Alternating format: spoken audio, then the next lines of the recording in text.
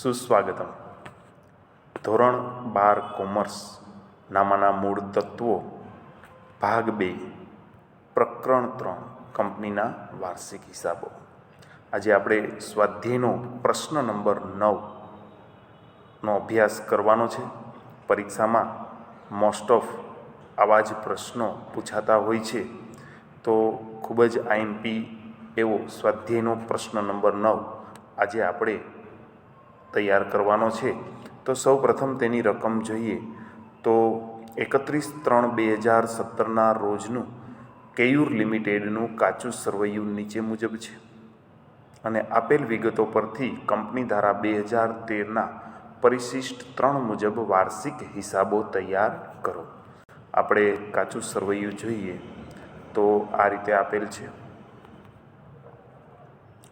Equity share મૂડી 2,40,000, જમા બાજુ આપેલ છે. ઓફિસ ખર્ચ, ખરીદી, 10%ના ડિબેન્ચર, વેચાણ, સોફ્ટવેર, મજૂરી, ડિબેન્ચર વ્યાજ, પગાર, બેંક ઓવરડ્રાફ્ટ, જમીન મકાન, શરૂઆતનો સ્ટોક, મળેલ વટાવ અને દેવાદારો.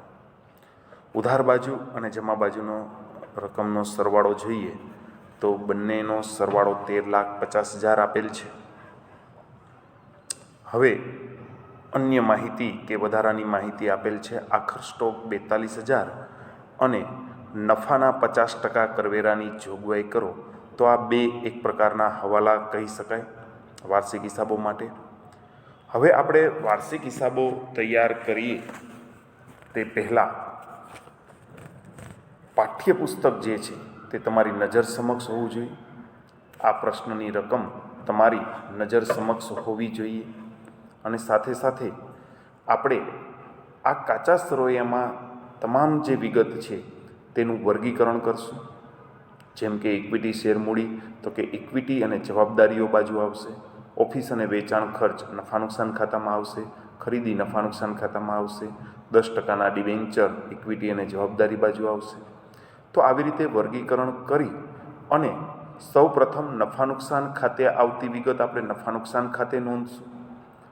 ત્યાર પછી ઇક્વિટી અને જવાબદારી બાજુ આવતી તમામ વિગત ઇક્વિટી અને જવાબદારી બાજુ ગોઠવશું અને મિલકતો બાજુ દર્શાવાતી વિગતો આપણે મિલકતો બાજુ દર્શાવશું અને આ રીતે આપણે સ્ક્રીન પર દાખલો પૂર્ણ કરશું. તો તમારે સાથે સાથે તમારા પાઠ્યપુસ્તકમાં પેન્સિલથી આ નોંધ કરવાની રહેશે અને પાઠ્યપુસ્તક તમારી સાથે રાખવાનું. સ્વાધ્યાયનો પ્રશ્ન આ નજર સમક્ષ અને અત્યારે જે રીતે આપણે વર્ગીકરણ કરી તે મુજબ તમે તમારા પાઠ્યપુસ્તકમાં વર્ગીકરણ કરજો કે જેથી હું અહીં જે કંઈ પણ સમજાવું તે તમે સરળતાથી સમજી શકો. તો ઇક્વિટી શેર મૂડી ઇક્વિટી જવાબદારી બાજુ આવશે. ઓફિસ અને વેચાણ ખર્ચ નફા નુકસાન ખાતામાં નોંધાશે. ખરીદી નફા નુકસાન પત્રકમાં નોંધાશે. 10%ના ડિબેન્ચર ઇક્વિટી અને જવાબદારી બાજુ દર્શાવાશે. વેચાણ નફા નુકસાનના પત્રકમાં દર્શાવાશે. સોફ્ટવેર મિલકતો બાજુ દર્શાવાશે. મજૂરી નફા નુકસાન ખાતામાં આવશે. ડિબેન્ચર વ્યાજ પણ નફા નુકસાનના પત્રકમાં આવશે. પગાર પણ નફા નુકસાનના પત્રકમાં આવશે. જ્યારે બેંક ઓવરડ્રાફ્ટ ચાલુ જવાબદારી તરીકે ઇક્વિટી અને જવાબદારી બાજુ આવશે. જમીન મકાન દ્રશ્ય મિલકતો તરીકે મિલકતો બાજુ આવશે. શરૂઆતનો સ્ટોક છે તે નફા નુકસાન ખાતે દર્શાવવામાં આવશે. મળેલ વટાવ પણ નફા નુકસાન ખાતે અન્ય ઉપજ તરીકે દર્શાવવામાં આવશે. દેવાદારો ચાલુ મિલકતમાં વેપારી લેણા તરીકે દર્શાવવામાં આવશે, એટલે કે મિલકતો બાજુ દર્શાવવામાં આવશે. તો આ વર્ગીકરણ પેન્સિલથી તમારા પાઠ્યપુસ્તકમાં થઈ ગયેલું હોવું જોઈએ, તો જ હું અહીં જે કાંઈ સમજાવું તે તમે સમજી શકશો. તો હવે સૌ પ્રથમ આપણે નફા નુકસાનનું પત્રક તૈયાર કરશું અને ત્યારબાદ પાકા સરવૈયાની બંને બાજુ ઇક્વિટી અને જવાબદારી બાજુ અને ત્યારબાદ મિલકતો બાજુ એક પછી એક સ્ટેપ બાય સ્ટેપ તૈયાર કરશું. અને એવી રીતે આ દાખલો તૈયાર કરવા માટે આ વર્ગીકરણ કરવું જરૂરી છે. તો હવે આગળ વધીએ. નફા નુકસાન માટે શીર્ષક આ રીતે આવશે: કેયુર લિમિટેડનું 31/3/17 રોજ પૂરા થતા વર્ષનું નફા નુકસાનનું પત્રકનો જે આપણે નમૂનો તૈયાર કરેલ હતો તે મુજબ આપણે અહીં આ પત્રકનો નમૂનો તૈયાર કરશું.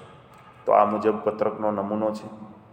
હવે આપણે જે વર્ગીકરણ કરેલ છે અને જે વિગતની સામે નફા નુકસાન ખાતું એવું લખેલ છે તે તમામ વિગત આપણે સ્ટેપ બાય સ્ટેપ જોઈએ તો તમે પાઠ્યપુસ્તકમાં મારી સાથે રકમ વાંચતા જજો. પહેલી વિગત ઇક્વિટી શેર મૂડી છે જે નફા નુકસાનમાં ન આવે.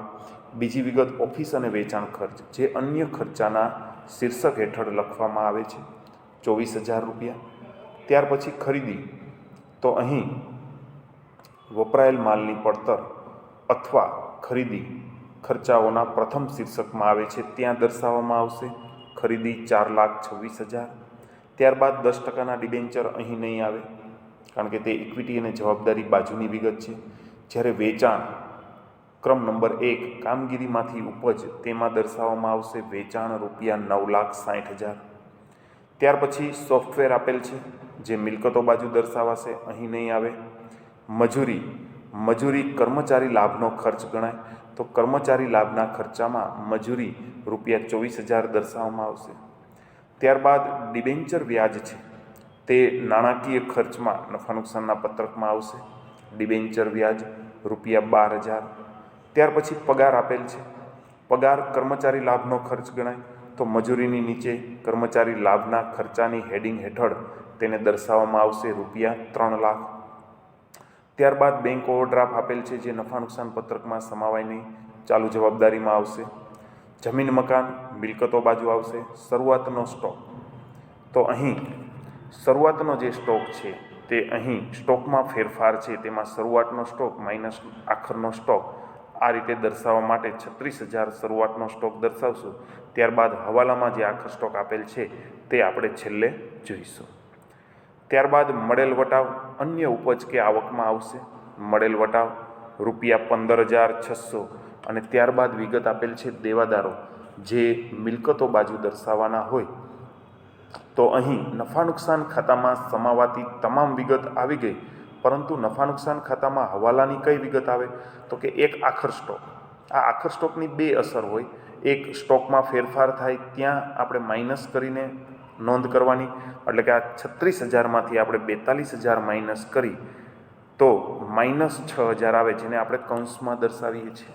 જે વિગત માઇનસમાં આવે તે કૌંસમાં દર્શાવવાનો રિવાજ છે. તો તમે અહીં -6,000 લખો અથવા કૌંસમાં 6,000 લખો તો બંનેનો એક જ અર્થ થાય.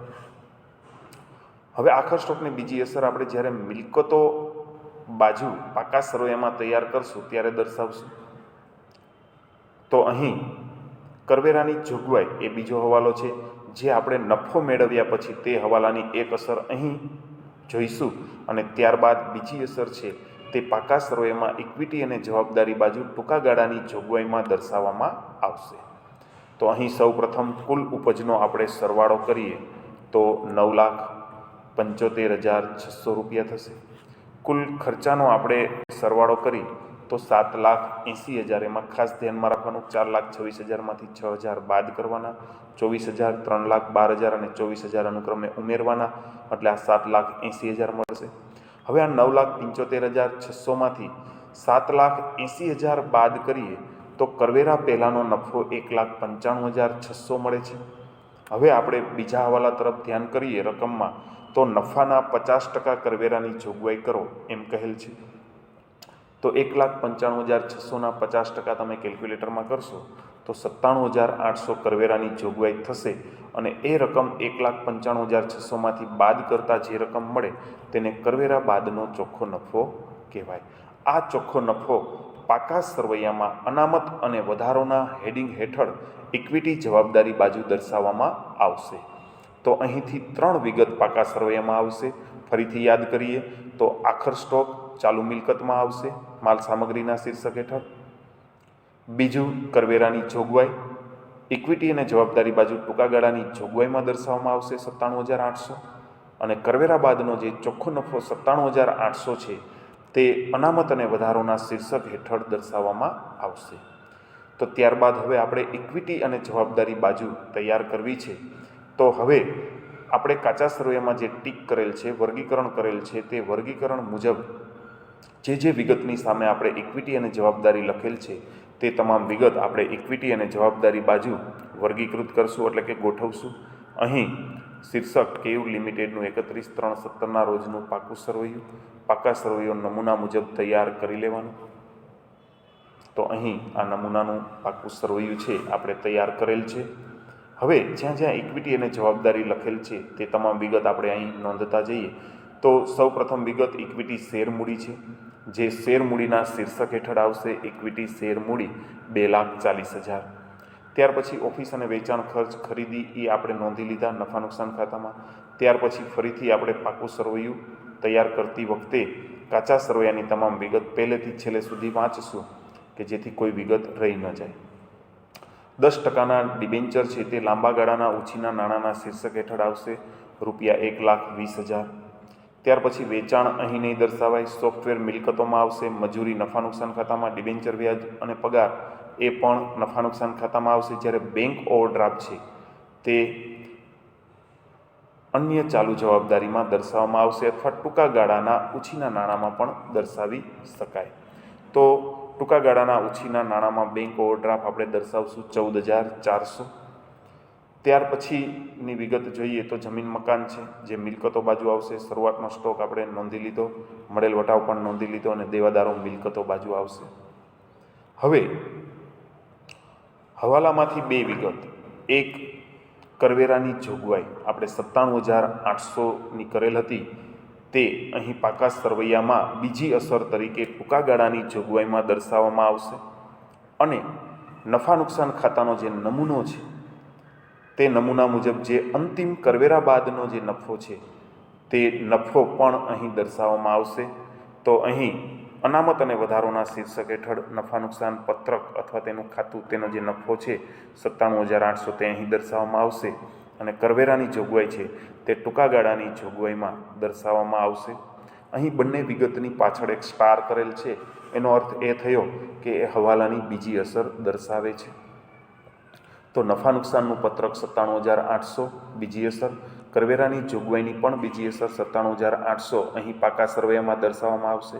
અહીં કુલ 4 શીર્ષક છે: શેર હોલ્ડરના ભંડોળો, મંજૂર બાકી હોય તેવી અરજીની મળેલ રકમ, બિનચાલુ જવાબદારી અને ચાલુ જવાબદારી.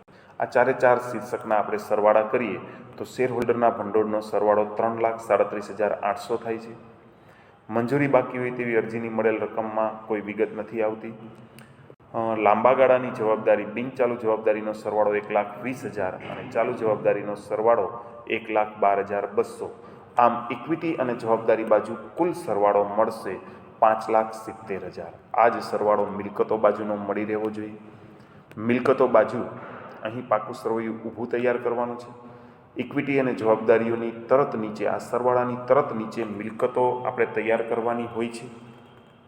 અહીં સ્ક્રીનની મર્યાદા હોવાથી આપણે નેક્સ્ટ સ્ક્રીનમાં તૈયાર કરેલ છે, પરંતુ તમારે તરત જ ઇક્વિટી અને જવાબદારીઓની તમામ વિગત પૂર્ણ થાય તેની નીચે જ આપણે મિલકતોની તમામ વિગત ગોઠવવાની રહેશે.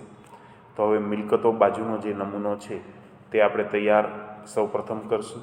અને હવે કઈ કઈ વિગત દર્શાવવાની છે આ માટે ફરીથી આપણે કાચા સરવૈયાની તમામ વિગત વાંચશું અને હવાલાની કઈ અસર આપવાની એ સતત ધ્યાનમાં રાખશું. તો પહેલી વિગત ઇક્વિટી શેર મૂડી જે નોંધાઈ ગઈ, ઓફિસ અને વેચાણ ખર્ચ પણ નોંધાઈ ગયો, ખરીદી નોંધાઈ ગઈ, 10%ના ડિબેન્ચર નોંધાઈ ગયા. મારી સાથે તમે કાચા સરવૈયામાં નિરીક્ષણ કરતા રહેજો. વેચાણ પણ નોંધાઈ ગયો. હવે આવે છે સોફ્ટવેર. સોફ્ટવેર એ અદૃશ્ય મિલકતમાં આવે છે, તેથી બિનચાલુ મિલકતમાં કાયમી મિલકતના અદૃશ્ય મિલકતના શીર્ષક હેઠળ સોફ્ટવેર 1,20,000 દર્શાવવામાં આવશે. ત્યારબાદ મજૂરી, ડિબેન્ચર વ્યાજ, પગાર અને બેંક ઓવરડ્રાફ્ટ આ તમામ વિગત નોંધાઈ ગઈ છે. ત્યારબાદ જમીન મકાન એ દૃશ્ય મિલકત છે, તે કાયમી મિલકતના શીર્ષક હેઠળ દર્શાવવામાં આવશે 2,28,000. ત્યાર પછી શરૂઆતનો સ્ટોક જે નોંધાઈ ગયો છે, મળેલ વટાવ પણ નોંધાઈ ગયો છે. હવે દેવાદારો, જેને વેપારી લેણા કહેવામાં આવે છે, ચાલુ મિલકતમાં વેપારી લેણાના શીર્ષક હેઠળ 1,80,000 દેવાદારો નોંધવામાં આવશે. ત્યારબાદ હવાલાની વાત કરીએ તો આખર સ્ટોક આપણે અહીં બીજી અસર આપવાની છે. માલ સામગ્રી ચાલુ મિલકતમાં જે આપેલ છે તેના શીર્ષક હેઠળ અહીં આખર સ્ટોક દર્શાવવામાં આવશે. સ્ટાર કરેલ છે વિગતના અંતે, જેથી ખબર પડે કે અહીં આ હવાલાની અસર આપેલ છે 42,000. અહીં તમામ વિગત નોંધાઈ ગઈ, હવાલાની અસર થઈ ગઈ. અહીં મુખ્ય 2 પેટા સરવાળા કરવાના રહેશે. બિનચાલુ મિલકતનો સરવાળો કરીએ તો 3,48,000, ચાલુ મિલકતનો સરવાળો કરીએ તો 2,22,000 અને આ બંને રકમનો સરવાળો કરીએ તો 5,70,000, જે ઇક્વિટી અને જવાબદારી બાજુના સરવાળા સાથે મળી રહે છે. તો મહદ અંશે આ દાખલો સાચો હોવાની સંભાવના છે અને આ તમામ જવાબો તમે પાઠ્યપુસ્તકના અંતે આપેલ જવાબ સાથે સરખાવી શકો છો. તો વિદ્યાર્થી મિત્રો, પરીક્ષામાં અતિ મહત્ત્વનો પ્રશ્ન એવો સ્વાધ્યાયનો પ્રશ્ન નંબર 9 આપણે અહીં અભ્યાસ કરવાનો પ્રયત્ન કર્યો.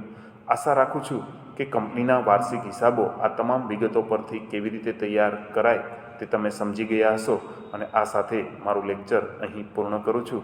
આભાર અને અસ્તુ.